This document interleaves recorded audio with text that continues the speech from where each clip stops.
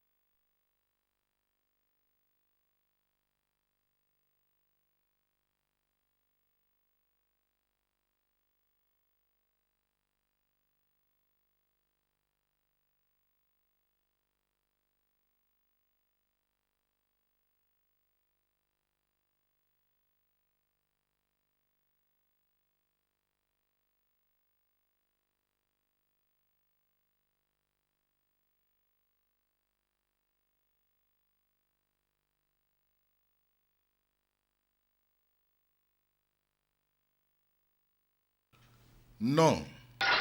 Jeff Zachary Kembolo.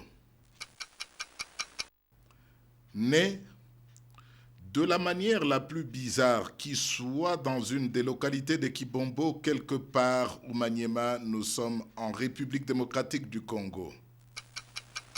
À la croisée des chemins des 4 chefferies coutumières, il restera longtemps moins un enfant solution pour les uns qu'un enfant problème pour les autres. Scellé dans la principauté avant de voir le jour, il se surprend à exécuter des pouvoirs dont il ne comprend rien, ou presque. Témoignage. D'une initiation à une autre, c'est presque accidentellement qu'il découvre les études. Le choc de la modernité sera le premier questionnement de la vraie réalité des pouvoirs qu'il était censé incarner. Au détour des échecs scolaires successifs et de l'ouverture de plus en plus béante du gouffre dans lequel il s'enfonçait lentement mais sûrement, une fille, une femme, une fiancée d'un espoir oublié l'attire et lui résiste. Il la suivra pour découvrir et s'écrouler au pied du Dieu du combat spirituel. Un Dieu qui le relève et lui donne une mère, Elisabeth Olangui, et un père, Joseph Olangui, et une spiritualité dans laquelle il ne sait encore où il s'arrêtera tant il a encore à se repentir. Lui.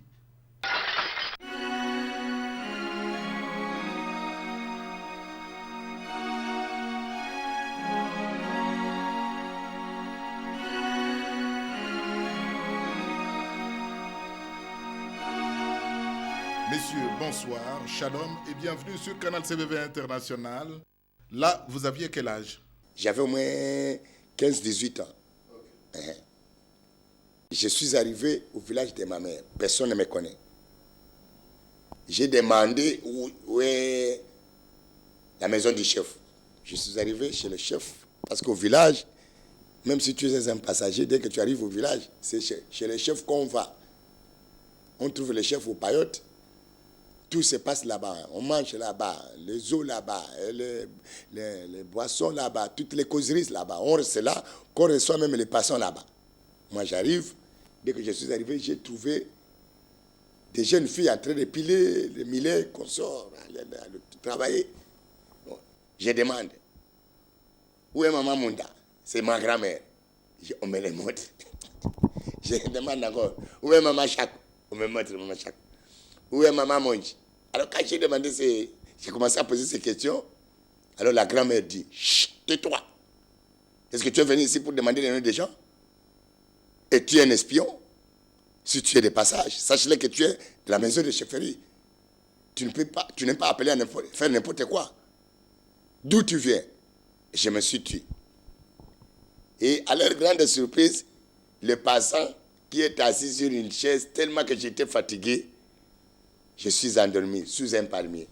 Et ils ont fait tout, ils avaient mangé. Et vers 19h, je me suis réveillé. Et vers 19h, au village, il y a un petit feu qui s'allume, où toute la famille est autour du feu. Je m'approche encore autour de ce feu.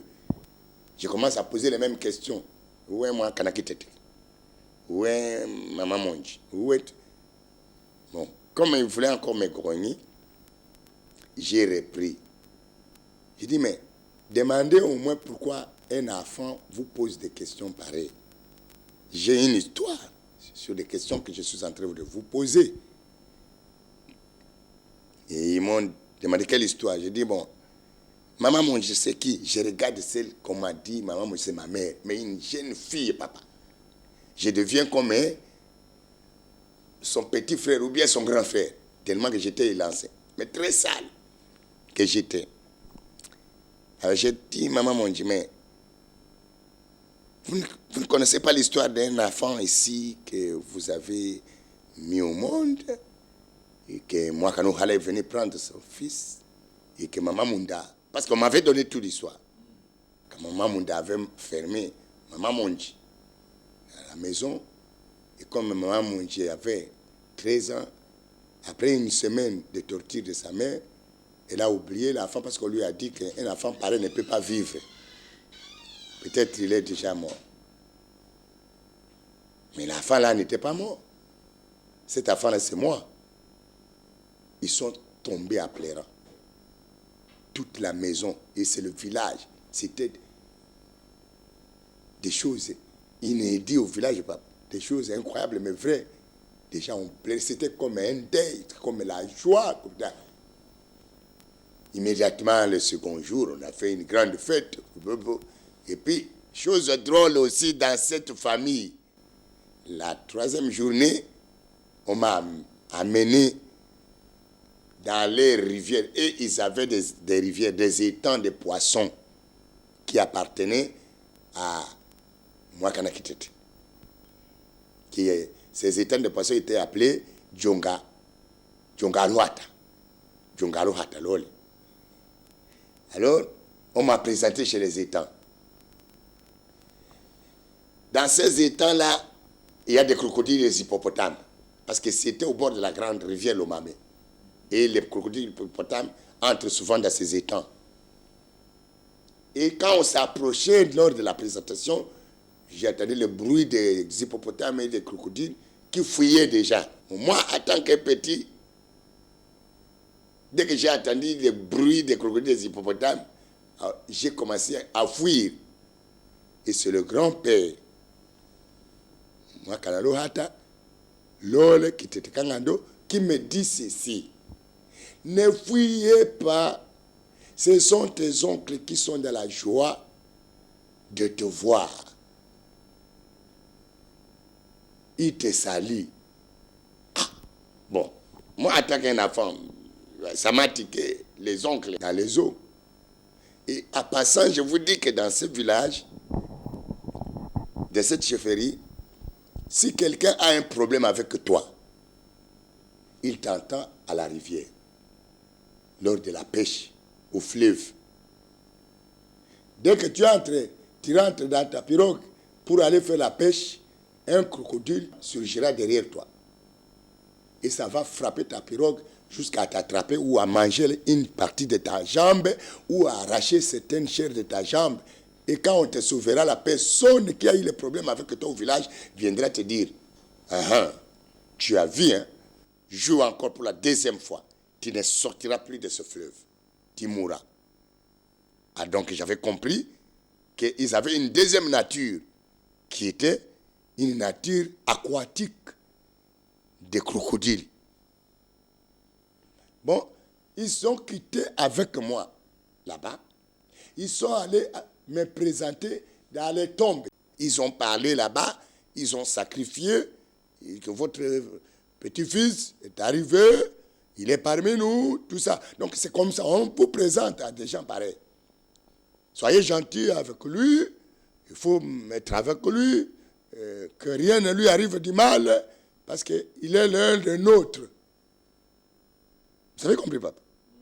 Et après, ils vont avec moi dans les ravins, parce qu'il y a un système de ravins sacrés chez nous, où ils font certaines cérémonies dans les ravins. Ils ont parlé aux ravins. Là, on me donne un nom propre à eux-mêmes. Shenjo Luhata, Lueteta. Là, dans le village de mon grand-père. Ils ont profité, la grand-mère dans la joie. Lui qui ne voulait pas de la naissance de cet enfant, il m'amène dans son village. Là, on m'appelle Dikoma Lewong, au loi Dikoma. Là-bas, on va avec moi dans la joie, on fait une grande fête. On va avec moi dans leurs étangs. Ils avaient un étang artificiel. Donc, dans la famille de mes arrière-grand-mères et dans la maison de ma grand-mère. Les parents de ma grand-mère, ce sont mes arrière-parents. Ils étaient de la lignée des sacrificateurs de leurs étangs artificiels qui est sorti. Comment? Ils sont allés cultiver la terre et c'est un espace où il n'y a pas d'eau. Et il était très chaud ce jour-là. Et ceux qui étaient dans les champs commençaient à demander l'eau, l'eau, l'eau. Et pendant qu'ils défrichaient la terre, l'eau est sortie de la terre. Et ils ont bu cette eau tellement qu'il y avait beaucoup, c'était tellement très chaud, ils commençaient à surnager. L'eau continuait à sortir, à devenir comme un étang, et l'eau les a engloutis. Et a englouti même les petites maisonnettes qui étaient dans la campagne là. Et les gens du village, on les a attendus au village. Ils vont revenir, ils vont revenir. Ces gens qui sont allés au champ, personne n'est revenu. Quand ils les ont suivis pour savoir qu'est-ce qui est arrivé à eux, dès qu'ils sont arrivés, ils ont trouvé que et même la campagne était sous l'eau. On a commencé à honorer, à vénérer ces étangs, cette eau. Et on a donné le nom de cette eau Kamete. Ça veut dire, buvez-moi et moi, je vous engloutirai. Et c'est ça. Donc les premiers ancêtres ont commencé à adorer ces eaux. Et c'est là, chaque fin de l'année, ils doivent aller avec les produits de récolte. Parce qu'ils étaient des cultivateurs, des fermiers. Et là-bas maintenant, papa, lorsqu'on amène les prémices de chaque année, on doit l'amener, c'est la lignée de ma grand-mère. En tant que des chefs, ils étaient aussi des sacrificateurs. Et qui amenaient ces produits du champ, des sacs de riz, des sacs de foufou, des sacs de maïs, des sacs des haricots, des arachides. Ils vont parler et ils jettent ces sacs sur l'étang. Et si l'étang accepte, il y aura un tourbillon qui naîtra au milieu et qui va ramener tous ces sacs en bas. Là, on acclame, on dit qu'Amete a accepté le sacrifice. Et à partir de cela, on peut demander des enfants, on peut demander des viandes, on peut demander les produits des champs pour que même si on cultive un tout petit espace, mais il y aura beaucoup de productivité. Et Kamete va donner. Et sur cet étang, quand Kamete accepte, chaque famille va amener des bidons. Il va puiser de l'eau pour amener cette eau au village. Et cette eau est donnée aux femmes stériles d'inhaler cette eau. Si tu inhales cette eau, même si ta stérilité a fait 20 ans, tu auras un enfant. Cet enfant vient d'où? De l'étang. Et c'est ça la tradition. C'est là la provenance. C'est là les origines des côtés des arrière-grand-mères. Partout où on m'amenait, c'est pour dire que voici votre premier petit-fils est là. Il est parmi vous. Traitez-les bien, protégez-les, soyez avec lui. Ne permettez pas que le danger lui arrive. Qu'il passe un bon séjour avec nous. Et voilà comment on m'a présenté sur cet étang. Et on m'amène aussi à une grande forêt, la forêt de Kyuke. Là, ce sont des forêts mystiques. Ils m'ont aussi présenté là-bas. Et j'étais aussi censé à faire les choses de la tradition légalement, comme petit-fils héritier également. Donc vous avez compris que j'ai hérité du côté de ma grand-mère, chez Dikomaleong, des puissances des idoles des eaux, des étangs. Et qu'est-ce qu'il y avait dans cet étang, papa? Quand on a donné, quand l'étang reçoit les premières récoltes des fruits de la terre, alors cet étang, la nuit, va se déplacer pour aller même dans une distance de 100 km, de 150 km, là où se trouve le grand fleuve, à se déplacer avec des tambourins, des tam-tams. L'esprit qui fait déplacer cette eau, on l'appelle ma tokoleka. Et cette eau va aller entrer dans le grand fleuve et prendre les poissons du grand fleuve et revenir la même nuit et repartir sur les bords des routes, sur les chaussées de la route, laisser les poissons sur les rigoles et rentrer dans la place qu'il a toujours été. Et le village est là. Le matin, quand il se réveille, il trouve des poissons partout, tout au long de la route, dans les chaussées de la route, dans les rigoles de la route, dans les caniveaux des routes. C'est ça. À l'occasion de chaque nouvel an? À l'occasion de chaque fin de l'année. Et là, on dit, Kamete nous a bénis. Ça, c'est la bénédiction de Kamete. Ça, c'est la richesse que les Kamete donnent à ce village. Du côté de Kenombela Kamana, et aussi avec les étangs, donc il y avait, dans ces étangs, il y avait le serpent, qu'on appelait le Olessé. Un grand serpent vert noir et très long, qui gardait les poissons. Et pour qu'on fasse la pêche, il faut d'abord aller parler aux étangs, sacrifier une poule ou un coq. Et c'est après que les gens entrent pour attraper les poissons. Si vous le faites avant qu'on fasse cette cérémonie, le serpent te mordra et tu mourras. Mais si on a donné le sacrifice, pendant que vous cherchez les poissons, vous pouvez attraper le serpent. Ce serpent ne te mordra pas. Vous pouvez attendre que le serpent vous passe sur les pieds pendant que vous êtes en train de chercher le poisson. Ne craignez point, le serpent ne vous fera absolument rien. Après un mois, j'ai dit à ma mère, je vais rentrer chez mon grand frère, dans mon village. Ma mère et tous les villages ont commencé à pleurer. Bon, j'ai dit à maman, pourquoi tu pleures? Tu ne me connaissais pas. Tu avais cru que moi j'étais déjà mort. Mais je ne suis pas mort. Et c'est moi qui t'aime, c'est pourquoi je suis venu te rendre visite. Et un mois que j'ai fait, on m'a acheté des habits, on m'a mis bien à l'aise, on voulait que je me lave à la maison. J'aime, non, ça ne concordait pas. Je voulais toujours aller à la rivière, je voulais toujours aller faire la chasse, je voulais toujours aller faire la pêche. Est-ce que dans l'entretemps, votre maman s'était remariée? Oui, elle était mariée.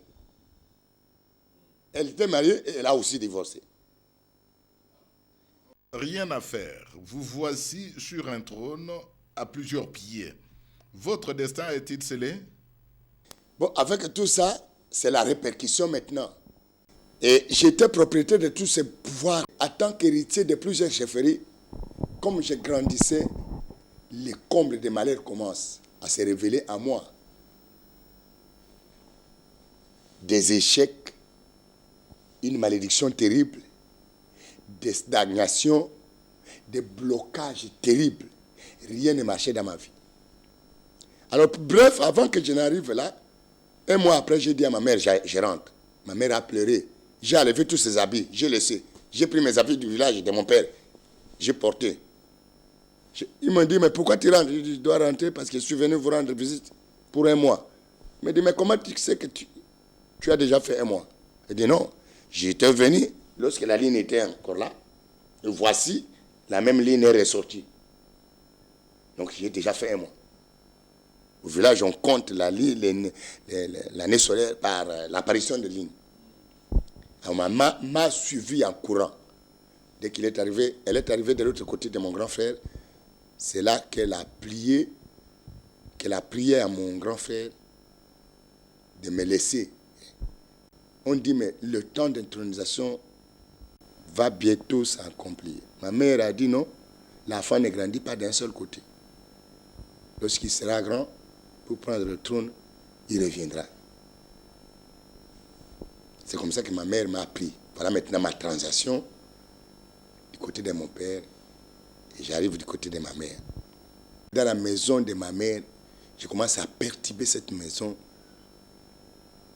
d'une façon démoniaque, avec des liens qui ont commencé à se manifester parce que tous ces esprits devaient à chaque moment exercer l'œuvre du diable en moi, qui était un simple corps, à cause de ces mauvais comportements. Les gens m'aimaient, mais les comportements faisaient que j'entre dans chaque maison, on doit me chasser. Je savais, dans chaque village que j'arrivais, que là-bas on prépare les poulets, là-bas on prépare la viande, là-bas on prépare les légumes. J'avais un petit ballon fabriqué avec des habits à l'amour, que je jouais, mais je savais, je connaissais l'odeur de tout ce qu'on préparait. Et je n'attendais pas qu'on m'appelle. Alors, et dans ma vie, il y avait des phénomènes terribles qui commençaient à se manifester. Je me voyais dans les grandes réunions. Je me voyais avec beaucoup de femmes de nuit. Je ne savais pas que ce sont des femmes de nuit. C'est au combat que je sais que ce sont des femmes de nuit. Je voyais des femmes de toutes les couleurs.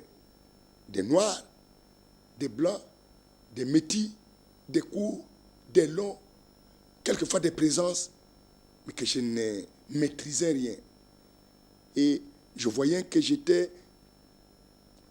À un moment donné, je peux dormir, mais je vais me lever du lit, en dormant, je vais sortir à l'extérieur. Je vais aller puiser de l'eau et je reviens. Mais le matin, cette eau peut-être c'est quand je bougeais, l'eau s'est versée. Je dis, mais qui a puisé de l'eau? Mais tu es sorti la nuit pour aller puiser de l'eau.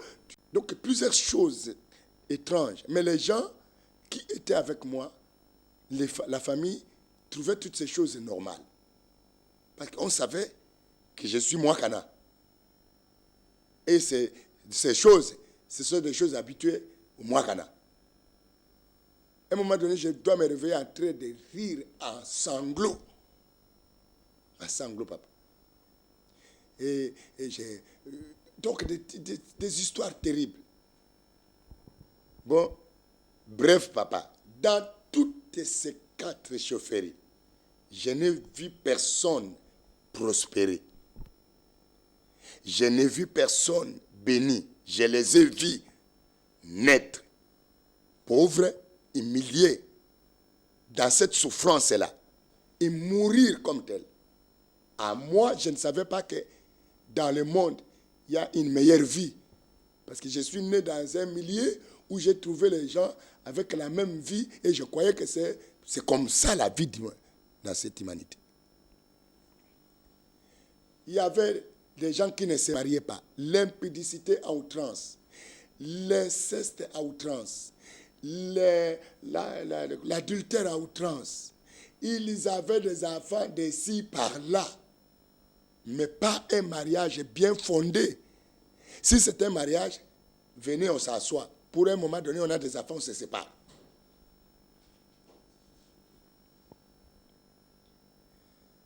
Voilà la famille que moi je suis né. J'ai oublié même de vous dire à un moment donné, avec ce pouvoir, avec tout ce pouvoir-là, il y avait un moment donné, si je prends la route, j'avais un likembe.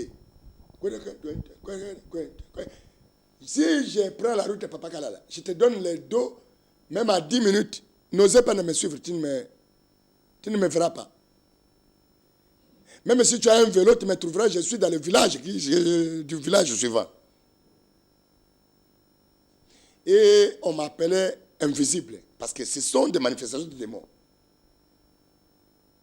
Mon père avait le pouvoir d'invisibilité. S'il va de la chasse, il chasse l'animal ici, il tire ici, pas, il n'est plus ici. Il est soit là-bas à Ndogbon, il est soit là-bas à Bonasama. Alors, on m'appelait même en même temps invisible. Je ne comprenais pas pourquoi on m'appelait invisible. Comment vous faites pour sortir de cet enfer paradisiaque? Voici alors mon cheminement. Quand je suis arrivé dans la maison de ma mère, Je les trouve qu'ils sont, et malgré leur pouvoir traditionnel, qu'ils ne rejettent pas, ils étaient des catholiques. On m'amène à l'église catholique. Le premier jour que je suis arrivé, la première fois, depuis la naissance jusqu'à 18 ans, on m'amène à l'église catholique. Dès que je suis arrivé à l'église catholique, à la sortie de cette église, le père curé envoie une sœur pour venir me prendre. Et à la séance de dimanche prochain, je suis au village, à l'église du village, et derrière le curé qui va officier la cérémonie. Avec la flèche là, la flèche longue, et un associar à la main, de parfum. Je ne sais pas ce que je fais. Je ne comprends pas pourquoi je suis à côté. Et directement, il m'a associé. Et quand les gens m'ont vu, étant qu'encore un enfant qui vient d'arriver dans ce village, un enfant nouveau, un petit-fils nouveau, on dit, hey, il est vraiment saint. Il connaît Dieu. Mais le Dieu que j'ai servi là, je ne le connais même pas. Mais ce que je sais, qu'ils ont vu quelque chose qui était à moi et qu'ils avaient besoin que moi je sois auprès d'eux. Je ne comprenais pas ce que je faisais. Et après, on m'amène à l'église Nzambe Maram. Après, on m'amène à l'église Sangsar. Après, on m'amène à l'église Kimbangis. Ah, c'est la famille de votre maman qui fait tout ça. Et pourquoi? Parce qu'ils avaient un problème. Ils voulaient trouver des solutions également parce que j'ai trouvé toutes ces familles-là dans les mêmes liens. La pauvreté partout dans toutes ces chefferies. Les femmes qui ne se marient pas, des phénomènes catastrophiques qui leur arrivent, qui leur parviennent, des enfants. La mort précoce qui était dans ces deux familles. Mes oncles du côté de ma mère, personne n'atteignait 40 ans. Ce manque de sédentarisme, c'était à la recherche de quoi? Une stabilité, une fécondité, un foyer ou... Mais, par où étaient passés les esprits de la forêt, les esprits des eaux? Malgré tout ça, on mélangeait et l'église, on allait à l'église, on dit Amen à l'église, on sort de l'église, on va à la tradition. Le même jour, même la nuit, on dit aussi Amen. Partout où j'ai passé, on me disait que j'ai une étoile. Quelle est l'étoile? Celui qui a l'étoile, il est dans la souffrance. Bon, maintenant, dans ce village-là, j'étais le premier petit-fils à étudier. Depuis le village de mon père, j'allais à l'école du village. Et j'ai continué cette école du côté de ma mère. Drôle du côté de ma mère, on a appelé tous les petits-fils, tous les enfants du village, pour leur dire que le village va mourir. Il n'y aura personne, va disparaître. Il faut que tous les enfants, les fils et les filles, se marient entre eux. Moi, j'ai dit, je vais étudier. Et j'étais le seul enfant qui a pris la décision d'étudier. C'est comme ça que je suis sorti de ce village. Papa Kala, quand je suis sorti de ce village, un jour, toujours dans la ligne de sortie, ça c'est la trajectoire de Dieu. Avec ma mère, dans leur village, je n'étais pas habitué, je voulais toujours habiter avec des gens sur lesquels je vais travailler. Il faut que je travaille, là je suis à l'aise. Il faut que je vais au champ, là où je suis à l'aise. Mais pour me dire, me donner une maison, j'arrive chez maman, c'est elle-même qui prépare, je vais manger, c'est elle qui doit aller à la rivière pour me donner de l'eau à laver. Là j'étais mal à l'aise, je dois fuir, j'ai fuyé ma mère. Alors, arrive le temps, à un moment donné,